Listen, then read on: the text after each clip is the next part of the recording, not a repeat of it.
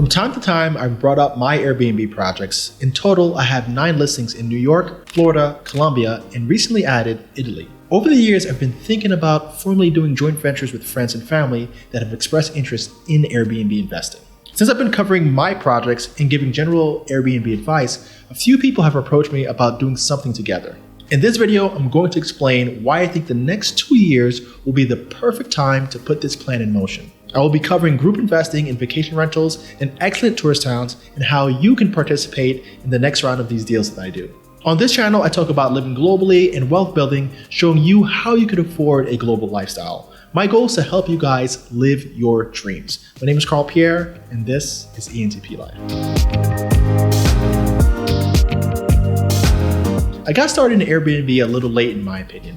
My first property I got was in 2019 after years of friends, tenants, and total strangers recommending that I do it since they knew that I was in the real estate business. I have to admit, I'm a late adopter to most things, so I waited, and when I felt comfortable, I gave it a shot. On my very first property, I found it to be rather easy, and I started to think, how cool will it be to have properties throughout the world that I owned and controlled that when I'm not there can generate income? The idea of starting to have these properties throughout the world came from that very first Airbnb. I knew that I wanted to own internationally, but Airbnb showed me that it was possible to not only own and control properties that I like, but that I could easily make money off of doing so. I even started thinking about business models where I could start scaling up 10 or even 20 apartments per month.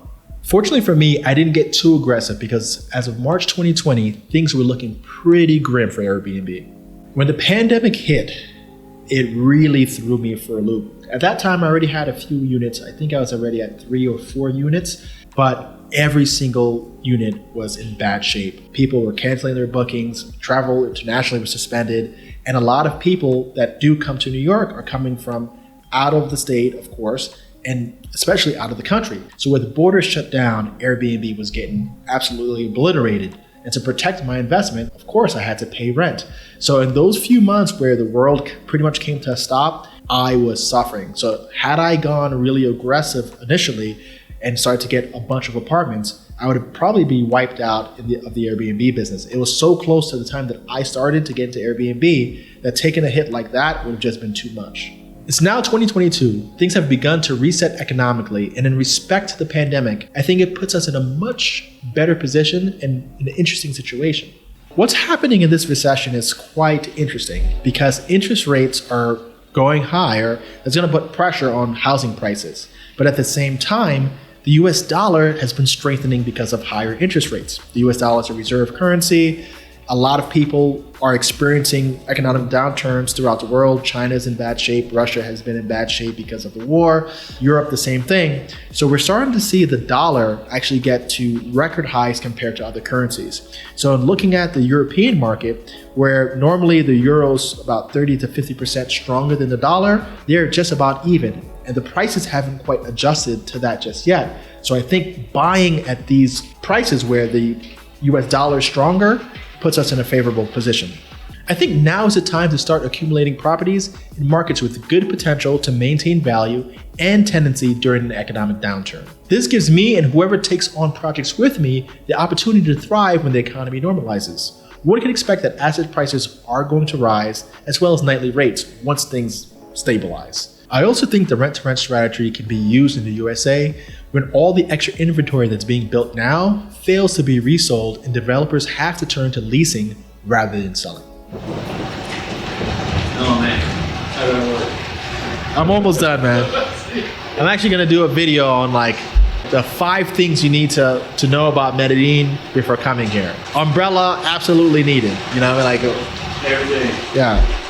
In the housing market crash, which I don't think is going to be identical to this market change, in the last housing market crash, there was a lot of construction going on. And when lenders weren't able to produce mortgages anymore, it really hurt the real estate market because there weren't enough buyers to accumulate all this new inventory that was coming to market. Now, what I expect to see happening in this cycle is something slightly similar.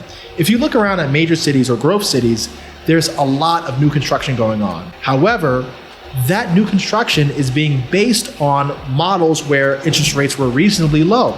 As interest rates get pushed up higher and higher, it's going to put the developers in a weird situation. They're not going to be able to command the same prices that they were expecting to because real estate is just going to be that much more expensive. Your monthly payment's going to be higher. People are going to be able to afford less, and that's going to put them in a situation where you're going to have to wait. The position that this leaves the real estate developers in is that they have to choose to lease their spaces until they're able to make money, until the market gets back to a point where prices are on the rise or interest rates are lower so that higher sales prices are more tolerable to the consumer, leaving us in a really good situation to negotiate bulk leases for multiple properties in newly developed high-end luxury rentals that can translate really well on Airbnb. Here's what I'm thinking. I would like to set up properties with about 4 to 5 owners structured as a joint venture. The properties will be leased and managed by my team, with profits being shared pro rata of the investment. The structure will be similar to a timeshare model, where investors can have access to the property for their travel needs or opt to rent their weeks out for extra cash. The main difference between this model and a timeshare model is that the cash flow from the property will provide its own maintenance, and there will be potential for an exit down the line. Unlike timeshares, which are really about passing the maintenance costs on to the buyer so that the hotel itself could be more profitable. We are targeting underpriced assets that can be optimized to raise their value and the overall operating efficiencies of the properties. Investors then have the option to continue to lease and use a property for cash flow, reinvest to purchase more units, or sell the property for long-term gains. I'm in the early stages of piecing together the terms now, but if you are interested in this model, here are the areas I'm considering investing in. New Orleans. I find properties are undervalued in this well-traveled city. Sicily, with all the beautiful beaches, rich history, and low-cost properties, there's potential here to score in a time where the euro is at record lows. Cartagena, Colombia. Cartagena is the most popular tourist destination in Colombia. It sits on the coast, and the main attraction is the walled city. The walled city has tons of Spanish colonial charm, awesome restaurants, and great nightlife. Medellin, Colombia. I've been stalking the right property to function as a house to host large groups. Medellin is a destination to party, let loose, and spend cash. Having the right property can easily rake in $1,000 a night. Cancun, Mexico. Beautiful beaches and year-round travel, Cancun is always busy and has loads of potential. Southern Spain. Like Italy, boasts great beaches, awesome food, and amazing architecture. Spain ranks high on many travelers' lists of destinations to visit.